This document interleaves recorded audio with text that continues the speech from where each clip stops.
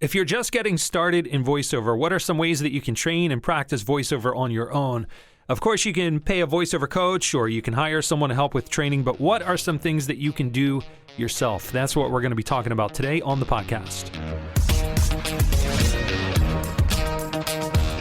Hey, it's Jason here. Welcome back to episode number 14 of the Voice Acting 101 podcast. It's where I try to answer your voiceover questions in the least amount of time as possible. And today's question is an audio submitted question. It comes from Brian, so let's give it a listen. Hello. My question is about training and practice. Do you know of any material that might be available? Have any suggestions or references? I'd like to keep working on and honing my craft, so I've been looking for more ways to do that. I know there are specialists out there that you can pay, but for now, I want to learn on my own. Thank you. Thanks for the question, Brian. Like you mentioned, you can definitely pay people to learn, and you do that by hiring a voiceover coach to help. But that's not going to be an option for everyone, and I don't think not being able to pay for training should really hold you back from getting started in voiceover. I know some people won't agree with that. I've heard that the cost of training is part of the voiceover startup costs, and that if you can't afford it, then you shouldn't start the voiceover business. I disagree with that. I think that you can do anything if you work hard enough, and if it's important enough, you're going to find a way, or you're going to end up doing it your own way. Now, there are some things that you can do to keep moving forward and improving that don't cost any money. In fact, I think there's this learning period that you need to take to figure out the basics. And this period to do that should come after you get your microphone, but before you actually hire a voiceover coach. So in other words, I wouldn't recommend immediately going from like knowing nothing about voiceover, not having a microphone, never hearing your recorded voice, jumping from that right to coaching. I think you'd be better off practicing some and getting comfortable on your own, so you can get to a place where you don't sound as bad, and then you can hire a coach if you need to. And in the process of practicing, you'll be learning by doing, and like everything in life, I think the more practice, the better you're going to become at it. So when it comes to practicing, a lot of people look for practice voiceover scripts online, and I don't think there's anything wrong with that. I think, like I said, the more practice, the better. And I'm going to include a link to a script library in the resources section if that's what you're looking for. But really, it doesn't have to be a practice script. You can read anything that you can find. It can be from anywhere. Just record it, play it back, and that's going to help you become more comfortable and figure out, like we talked about, the basics of voiceover and your sound.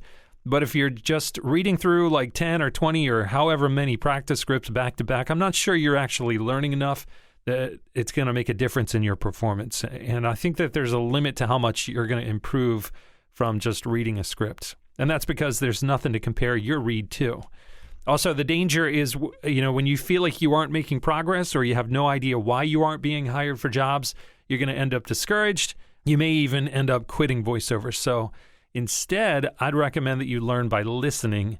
It's what I did when I first started. It's what I still do today. And this basically just means finding completed projects in the voiceover niche that you're interested in and listening to it, but not just listening to it, but also studying the voiceover. And you can use these completed projects as great examples to learn from. So if you're into commercials, you can listen to the radio or a commercial on TV, or you can go to iSpot.tv and check them out there. If audiobooks are your thing, you can see what's successful on Audible, or check out YouTube if you're into animations. So wherever you find it, it doesn't matter. Just find the example, write out the script, and before you start practicing, think about the example. And I've got some questions here I just wanted to talk about real quick. So a few questions that I would ask myself if I were listening to an example voiceover. So first, I would say, can I tell that this person is reading a script? Most likely, if it's a completed project, you cannot tell that that person is reading a script. I would also ask myself, is this their natural voice, or are they putting it on?